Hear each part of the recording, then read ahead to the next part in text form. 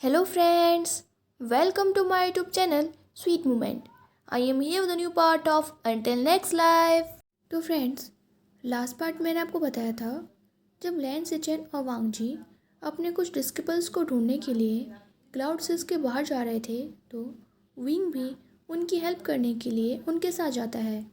फिर वहाँ पे कुछ पपेट्स उन तीनों पे अटैक कर देते हैं और उनमें से एक पपेट विंग पर अपनी स्वॉर्ड से अटैक कर देता है। विंग की दोनों आंखें पूरी रेड हो जाती हैं और वो वहीं पे फेंट हो जाता है। क्लाउड्स आने के बाद जब लंजा लैन चैन के पास आता है और उन्हें विंग की कंडीशन बता के विंग की हेल्प करने के लिए कहता है तो लैन चैन कहते हैं लंजा और विंग की कोई भी हेल्प नहीं कर सकता क्योंकि उसके अंदर एक ईविल स्पिरिट रहती है जो कि अब जाग चुकी है और उसका हमारे पास कोई सॉल्यूशन नहीं है। जब लंजा को विंग की कंडीशन के बारे में पता चलता है तो अपने ब्रदर और अंकल से बहुत ज़्यादा नाराज़ था क्योंकि अगर उसे इस बारे में पहले से पता होता तो विंग को खुद से एक सेकंड के लिए भी दूर नहीं जाने देता और वो लैन चैन से कहता है कि अंकल अब मैं विंग को कभी नहीं छोड़ूंगा और आज से वो मेरा लाइफ पार्टनर है। तो फ्रेंड्स, अगर आपने अंटिल नेक्स्ट लाइफ के पहले के पार्ट्स नहीं देखे हैं तो लिंक मैं डिस्क्रिप्शन बॉक्स में दी है, आप वहाँ जाके देख सकते हैं। और अगर आप मेरे चैनल पे न्यू हैं और आपको मेरी वीडियोस पसंद आती हैं तो उसके आगे के पार्ट्स देखने के लिए मेरे चैनल को सब्सक्राइब और बेल आइकन को प्रेस करके ही जाइएगा। वीडियो को लाइक एंड शेयर करना मत भूलिएगा। आज की स्टोरी स्टार्ट करते हैं। वांग जी लैन चैन की रूम से वापस अपने रूम जिंगशी में आ जाता है और वो विंग के पास बैठ जाता है। विंग की पूरी बॉडी अभी भी स्वेटी हो रही थी। वो विंग का एक हाथ पकड़ता है और उस पर किस करता है।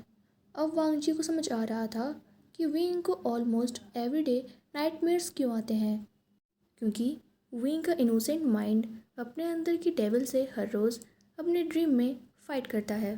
वांग जी कहता है I am sorry my sunshine, मैं इस बारे में बहुत देर से पता लगा पाया पर तुम्हारा लंजा इस प्रॉब्लम का कोई ना कोई सॉल्यूशन फाइंड कर ही लेगा, तुम्हें बस मुझ पर ट्रस्ट करना है। और ये कह के वांग जी क्राई करने लगता है।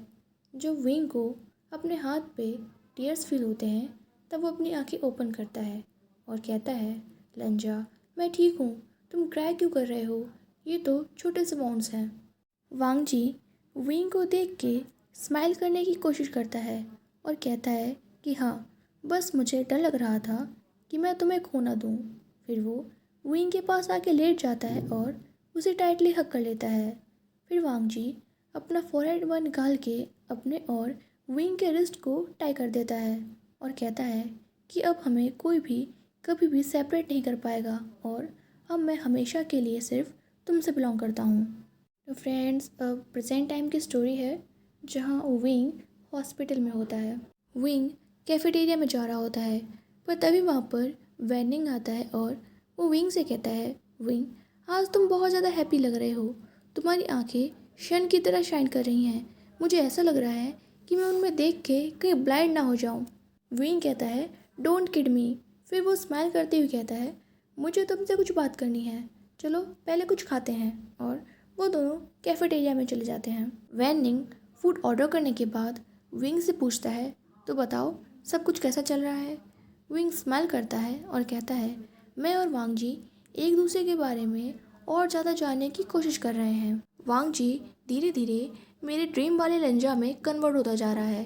कभी वो नॉटी बिहेव करता है तो कभी लंजा की तरह स्ट्रिक्ट पर्सनालिटी में चेंज हो जाता है। कभी किड की तरह बिहेव करता है तो कभी बहुत ज़्यादा पजेसिव हो जाता है। पर लंजा बहुत ज़्यादा एडोरेबल लगता है और अभी वो अपने कॉलेज के एग्ज़ाम्स की प्रिपरेशन कर रहा है। वैनिंग ये सुन के स्माइल करता है और पूछता है रियली। विंग कहता है कि हाँ, जब से फादर की हेल्प से उसका बॉस जेल में चला गया है अब वो फ्रीली कहीं भी आ जा सकता है, पर अभी भी कुछ बॉडीगार्ड सीक्रेटली उसे फॉलो करते हैं क्योंकि मैं अपने लंचा को दोबारा से नहीं खो सकता। वैनिंग स्माइल करता है और कहता है अच्छा, तो तुम पजेसिव बॉयफ्रेंड टाइप हो। पर विंग के फेस पे वर्ड एक्सप्रेशन आ जाते हैं और वो कहता है मैं अभी भी डरता हूँ। अब वैनिंग का साइकेट्रिस्ट मोड ऑन हो जाता है और वो पूछता है किस बात से। विंग कहता है हमारे पास्ट से मेरे माइंड में बहुत सारी चीज़ें चलती रहती हैं। मुझे नहीं पता वांग जी को भी सेम फील होता है या नहीं, पर मैं जब भी ड्रीम्स के बाद जागता हूँ तब मैं बहुत ज़्यादा ब्रेथलेस रहता हूँ और वांग जी को मुझे काम डाउन करने में बहुत टाइम लगता है। कभी कभी मुझे ऐसा लगता है जैसे वांग जी को भी मेरी तरह सेम ड्रीम्स आते हैं, पर मैं उससे कुछ पूछ नहीं पाता क्योंकि मेरे पास उन ड्रीम्स को लेके कोई आंसर नहीं है। कभी मुझे ऐसा लगता है जैसे मुझे अपने पास्ट की मेमोरीज याद ना आए तो वही अच्छा है, पर हमारा लव वो सिर्फ हमारा लव नहीं है, उसमें लंजा और उसका सनशाइन भी इन्वॉल्व है। हमारी डेस्टिनी कनेक्टेड है और जब तक हमें हमारे पास्ट के बारे में सब कुछ पता नहीं चल जाता तब तक हम लोग हैप्पी नहीं रह पाएंगे। पर मुझे अपने पास्ट से डर लगता है, उसके पेन से डर लगता है, क्योंकि मैं श्योर हूँ हमारे पास्ट में हमारी हैप्पी एंडिंग नहीं थी। वैनिंग कहता है मैं तुम्हारी बात समझ सकता हूँ, हो सकता है वो मेमोरीज बहुत ज़्यादा पेनफुल हों, पर कन्फ्यूजन में रहने से अच्छा है कि तुम्हें सारा सच पता हो। तुम्हारी पास्ट लाइफ में तुम्हें हैप्पी एंडिंग ना मिली हो, पर मैं श्योर हूँ कि इस लाइफ में तुम्हें हैप्पी एंडिंग जरूर मिलेगी। विंग कहता है राइट, पर तभी उसका फ़ोन रिंग करने लगता है। विंग कॉल रिसीव करते हुए कहता है हाँ वांग जी, मैं अभी भी हॉस्पिटल में हूँ। क्या मैं अभी तुमसे नहीं कह सकता, समझा करो, पर कॉल कट हो जाता है। विंग ये देख के पॉट कर लेता है और कहता है कि उसने कॉल कट कर दिया। वैनिंग ये देख के लाफ करने लगता है। विंग कहता है याद रखना, कभी भी अपने लवर को ज़्यादा स्पॉइल नहीं करना चाहिए, वरना वो एक दिन हेडेक बन जाता है। अब मैं जा रहा हूँ, वांग जी मेरा वेट कर रहा है, तुमसे बाद में मिलता हूँ। विंग अपना सारा सामान पैक करने के बाद डोर पे वांग जी का वेट कर रहा था। वो हर तरफ वांग जी को सर्च कर रहा था, पर तभी कोई बैग से उसे खींचता है और वॉल पे पुश कर देता है। अभी विंग सारी सिचुएशन समझने की कोशिश कर रहा था, पर तभी कोई उसे किस करने लगता है। वांग जी उन दोनों की बॉडी के बीच के गैप को कम करते हुए विंग के ईयर्स में कहता है ये कहना कि इतना ज़्यादा टफ है कि तुम मुझसे प्यार करते हो और मुझे मिस कर रहे थे। विंग वांग जी को स्टॉप करने की कोशिश करते हुए कहता है वांग जी अभी हम दोनों हॉस्पिटल में हैं। वांग जी कहता है ये और भी ज़्यादा बेटर है। फिर वो स्माइल करते हुए कहता है कि जब मैं तुम्हें पनिशमेंट दे दूंगा तब तुम्हारा यहाँ पे ट्रीटमेंट हो सकता है। तुम्हें पता है ना, लॉयन को एंग्री करना बहुत खतरनाक होता है। विंग कहता है वांग जी स्टॉप, कोई हमें देख लेगा, मैं यहाँ पे डॉक्टर हूँ। वांग जी कहता है डॉक्टर, मैं अभी भी आपके आंसर का वेट कर रहा हूँ।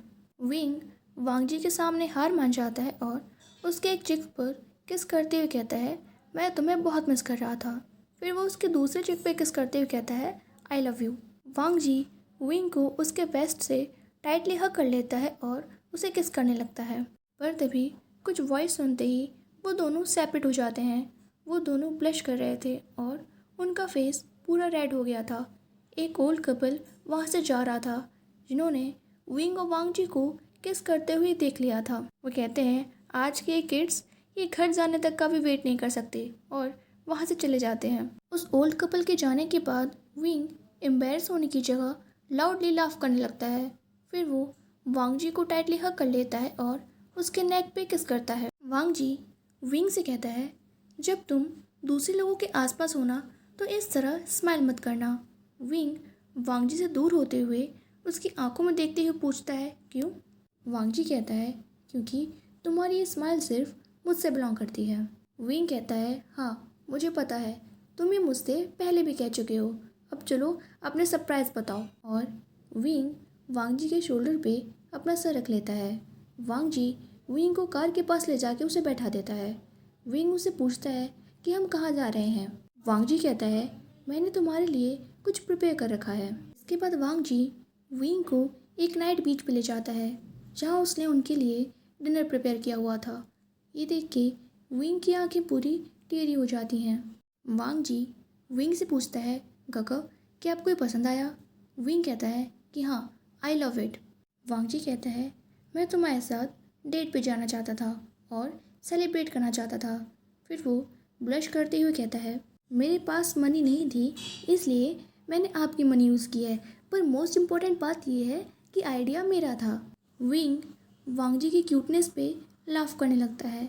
वो डिस्क्राइब नहीं कर सकता था कि वांग जी अभी कितना ज़्यादा एडोरेबल लग रहा था। वो वांग जी के फेस को रब करते हुए कहता है, इट्स ओके, पहले मैं तुम्हारी मनी यूज़ किया करता था। वांग जी को विंग की बात समझ नहीं आती, पर उसे अब इस तरह के वियर्ड्स कमेंट की आदत हो गई थी, इसलिए वो कुछ नहीं कहता और सिर्फ स्माइल कर देता है। फिर वांग जी अपने पॉकेट से एक पेज निकालता है और विंग को देते हुए कहता है कि एक गुड न्यूज़ भी है, अब आपका वांग जी कॉलेज आने वाला है। ये सुनने के बाद विंग ऑलमोस्ट शाउट करते हुए कहता है, तुम पास हो गए, और वो वांग जी के फेस पे नॉन स्टॉप किस करने लगता है। फिर वो कहता है, congrats my hard working lion, मुझे पता था तुम सब कुछ कर सकते हो। वांग जी कहता है, all thanks to you. Wing कहता है कि नहीं, मैंने इसमें कुछ भी नहीं किया। वांग जी कहता है नहीं, तुमने किया है, तुमने मुझे करेज दी है।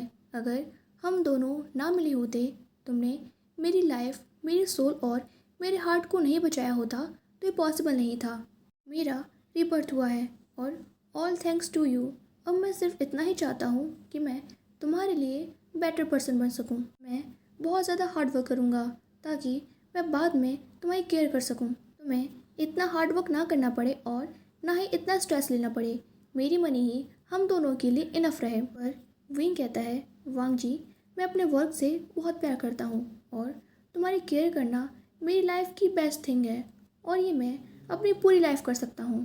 पर वांग जी पाउट करते हुए कहता है, फैमिली की केयर करना तो टॉप की रिस्पॉन्सिबिलिटी होती है ना। विंग वांग जी की बात सुन के सरप्राइज हो जाता है और कहता है, तुम्हारे कहने का क्या मतलब है? तुम्हारे माइंड में ये वियर्ड आइडियाज़ कहाँ से आते हैं? केयर का हमारी बेड पोजीशन से क्या मतलब है? वांग जी कहता है, तुम मुझे टीज कर रहे हो, और बिना रियलाइजेशन के वो स्पाइसी फूड खाने लगता है। स्पाइस की वजह से ऑलमोस्ट वांग जी के माउथ से स्मोक निकलने लगी थी। विंग तुरंत वांग जी के लिप्स से अपने लिप्स ज्वाइन कर लेता है और उसे किस करने लगता है। वांग जी सरप्राइज होते हुए कहता है, ये किस लिए था? विंग कहता है कि मेरे लिप्स की स्वीटनेस से तुम्हारा माउथ क्योर हो जाएगा, और स्माइल करने लगता है। वांग जी कहता है, तुम चेंज हो गए हो, अब तुम नॉटी और केयर फ्री किड की तरह बिहेव कर रहे हो, पर आई लव इट। मैं तुम्हें हैप्पी देख के बहुत खुश हूँ। पर तभी विंग वांग जी को बैग से हक करते हुए कहता है, तुम्हें पता है वांग जी, एशियन टाइम में दो बॉयज़ थे जो एक दूसरे से बहुत ज़्यादा प्यार करते थे। वांग जी पूछता है कि ये नॉवल तुमने पढ़ी है? विंग कहता है कि हाँ, मेरे हार्ट ने ये नॉवल लिखी है। फिर वो अपनी आंखें क्लोज करते हुए वांग जी की फॉरहेड पर किस करता है और कहता है, वो दोनों अपने चाइल्डहुड में मिले और उसके बाद सेपरेट हो गए। फिर वो अडल्ट होने के बाद मिले। वो दोनों एक दूसरे से बहुत प्यार करते थे, पर उसमें से एक अपनी फीलिंग कन्फेस करने से डरता था और दूसरा इतना डम था कि वो दूसरे की फीलिंग नोटिस ही नहीं कर पाता था, और इसी तरह उन्होंने अपना बहुत सारा टाइम वेस्ट कर दिया। वांग जी कहता है, अपना लव कभी भी हिट करके नहीं रखना चाहिए, हमें अपना लव हमेशा कन्फेस कर देना चाहिए। वो बहुत ही ज़्यादा स्टूपिड होगा, इसलिए उसने अपना लव कन्फेस नहीं किया। विंग कहता है, तुम भी ऐसा सोचते हो? फिर वो स्माइल करते हुए कहता है, नहीं, वो वर्ल्ड का मोस्ट सॉफ्ट और लविंग पर्सन था। उसके हार्ट में बाउंडलेस लव था और वो अपने हार्ट में बहुत सारे पेन को टॉलरेट करता था। उसका फेस एक्सप्रेशनलेस था, पर उसकी आंखों में सिर्फ फीलिंग्स थी। वांग जी पूछता है, और दूसरे का क्या? विंग कहता है, वो इस लव के काबिल नहीं था। पर तभी वांग जी कहता है, सनशाइन, और सनराइज की तरफ पॉइंट करते हुए कहता है, गगर, सन ऑलरेडी राइज होने लगा है। इसके बाद हर जगह सिर्फ ब्राइटनेस हो जाती है। वांग जी पूछता है, और उनके लव का क्या हुआ? विंग कहता है, क्या पता, हो सकता है वो दोनों मैरिज करने के बाद अपनी लाइफ हैप्पीली रह रहे हों या फिर दोबारा से सेपरेट हो गए हों। वांग जी विंग की तरफ टर्न होते हुए कहता है, हम हमेशा अपने लव को सेफ रखेंगे और तुम हमेशा इसी तरह शाइन करते रहना। इसके बाद विंग कहता है, आई लव यू वांग जी। वांग जी कहता है, I love and breath for you Wing. तो फ्रेंड्स, आज की तो यार वीडियो मुझे बहुत एक्चुअली, हाँ, बहुत कह सकते हैं बहुत बोरिंग लग रही थी। आई डोंट नो आप लोग को कैसी लगेगी, क्योंकि हाँ, प्रेजेंट टाइम की स्टोरी सीरियसली बोरिंग थी, मुझे तो मज़े नहीं आए। बाकी आप लोग की चॉइस कैसी लगती है आपको स्टोरी? अगर अच्छी लगी हो तो यार लाइक कर देना एंड चैनल को सब्सक्राइब कर देना। Bye bye, take care.